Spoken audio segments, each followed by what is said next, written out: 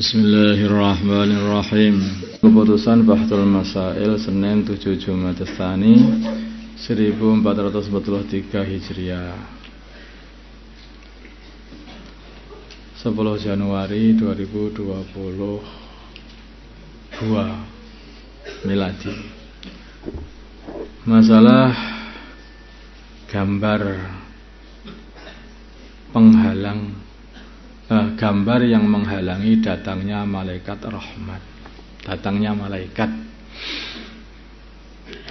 maksudnya gambar yang menjadikan para malaikat tidak mau datang atau pergi dari gambar itu.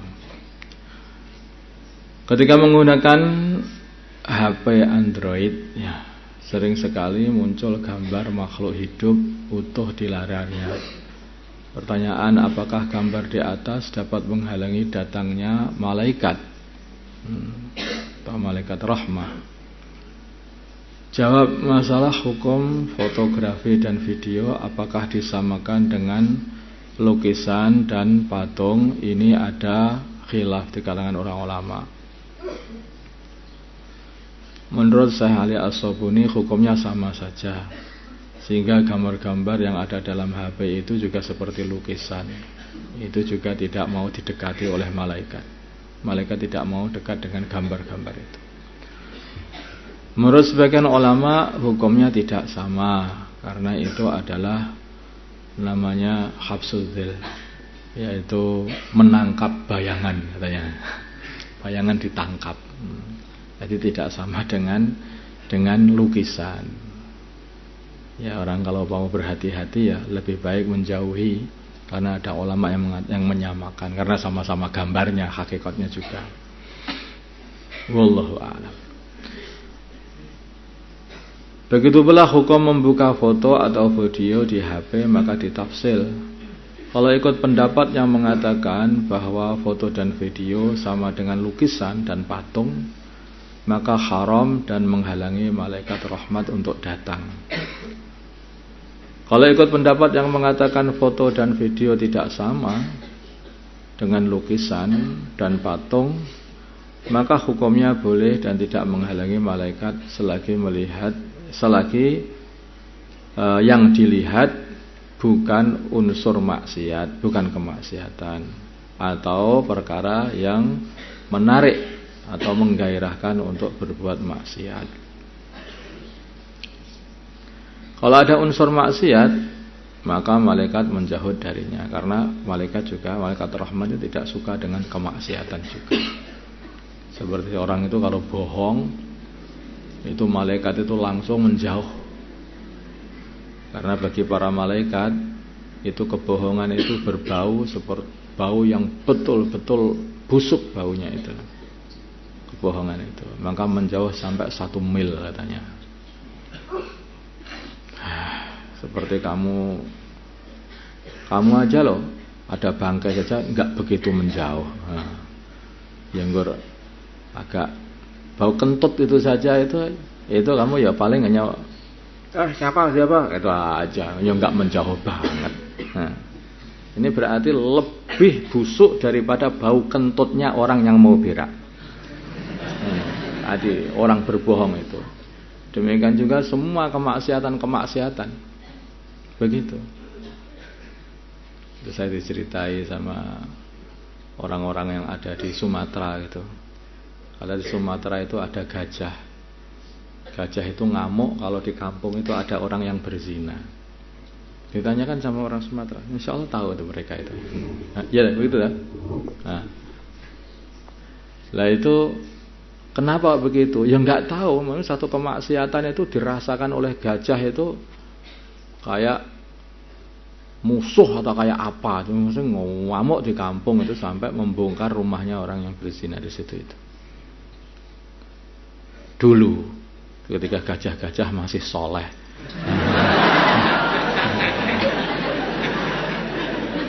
Sekarang nggak tahu, gajahnya juga sudah, insya Allah masih soleh kalau gajah. Masa sekarang juga ya. Makanannya masih halal, minumannya masih halal. Jadi artinya ya seperti halnya sebagian para aulia juga begitu. Para wali itu diperlihatkan orang yang makan perkara haram itu di mulutnya itu ada api gitu. Sebagian wali-wali Allah dan seperti itu. Maka dia langsung tuakut itu. Ini makanannya haram itu tuakut ya. Melihat makanan-makanan yang haram itu begitu. Diperlihatkan di situ ada api. Innama ya'kuluna fi butunihim nara. Itu ternyata kok oleh para wali itu ditampakkan kepada sebagian para wali. Sekarang kamu nggak terasa, ya akhirat betul terasa.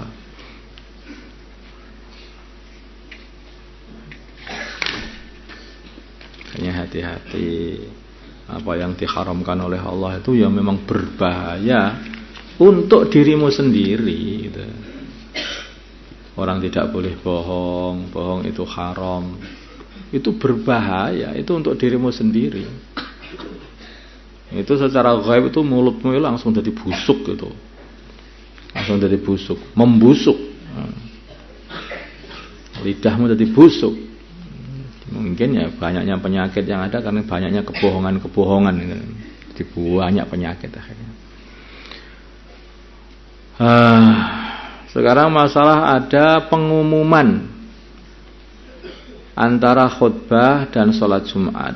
Jadi habis khutbah itu sebagian di kampung-kampung itu ada pengumuman atau pemberitahuan mengenai kas masjid sekian, kas masjid, ya gitu. Nah, ini kurang sekian, pemasukan sekian, gitu. Itu ada gitu. Bagaimana hukum mengumumkan hasil kotak amal di antara khutbah dan sholat Jumat? Jawab. Melihat pengumuman yang ada sekarang ini umumnya panjang, sehingga dapat memotong mualah atau bersinambungan antara khutbah dan sholat Jumat. Kalau sampai memotong lah ini bisa berbahaya kepada sholat Jumatnya, Jumatannya. Maka sebaiknya pengumuman tersebut dikerjakan sebelum khutbah atau setelah selesai sholat Jumat. Ini solusi langsung itu gitu aja. Karena ini sudah marak di mana-mana itu. Ya. Jadi dikerjakannya itu sebelum khutbah atau setelah sholat Jumat saja pengumuman itu, jangan di antara khutbah dan sholat Jumat karena itu harus nyambung. Jadi katakan sudah pisah seberapa banyak? Jarak dikatakan sebagai memisah, dapat memotong mualah adalah seukuran 2 rakaat yang cepat saja. 2 rakaat yang cepat atau yang ringan. Ya berapa tuh 2 rakaat itu yang ringan? Ya kurang lebih ya 3 menit, 2 menit, 3 menit. Apalagi kamu 1 menit. Kalau sholat sunnah itu yang bagus. Saya lihat kalian itu sholat sunnah itu cepat, masya Allah. Ya, coba kalau begitu itu giat kayak begitu itu ketika datang ke kelas, cepat datang ke kelas. Begitu, cepat datang ke masjid. Bukan ketika sholatnya cepet datangnya lambat, sholatnya cepet. Itu keliru itu. Masalah khusyuk dalam sholat, khusyuk dalam sholat. Nah, disunahkan sholat itu khusyuk. Apa loh khusyuk itu? Bagaimana khusyuk di dalam sholat itu? Jawabnya adalah khusyuk ini anggota badannya tenang dan hatinya menghadap kepada Allah, atau hatinya itu dalam sholat itu harus menghadap kepada Allah, dan semua diri itu merasa dalam sholat juga, sedang dalam sholat. Kadang-kadang itu ngelamun gitu, begitu Allahu Akbar, apalagi kalau makmum, tahu-tahu Assalamualaikum warahmatullahi. Dia sudah nggak tahu awalnya, tahu-tahu akhirnya itu. Ini bukan masalah fikihnya, ini masalah ini menghadapmu itu bagaimana.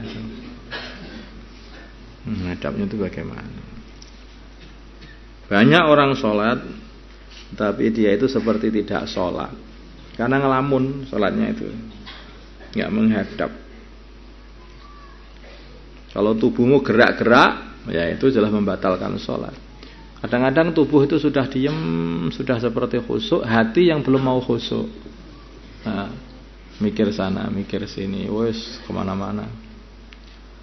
Sebagian ulama sampai khusyuk itu bagaimana?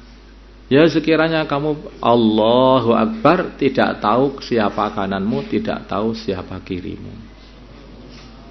Nah, itu yang sekadar khusyuk. Itu muadab betul. Tidak tahunya karena menghadap kepada Allah, bukan tidak tahunya karena ngelamun. Nah, beda lagi, sama-sama tidak tahunya ada ngelamun. Selesai assalamualaikum warahmatullahi wabarakatuh. Sampean ya Pak, sampean. Nah, bukan karena khusyuk, karena khusyuk ya itu yang namanya khusyuk. Khusyuk itu tidak tahu kanan kirinya karena hati sedang konsentrasi menghadap kepada Allah. Tubuhnya diam, tidak digerak-gerakkan. Tubuhnya tunduk, hatinya tunduk semuanya. Ya, Allahumma shalli ala sayyidina Muhammad wa ala sayyidina Muhammad wa sallallahu ala sayyidina Ibrahim wa ala sayyidina Ibrahim wa ala sayyidina Muhammad. Allahumma ighfir li ummati sayyidina Muhammad wa ala sayyidina Alif baina qulubi. Alhamdulillah.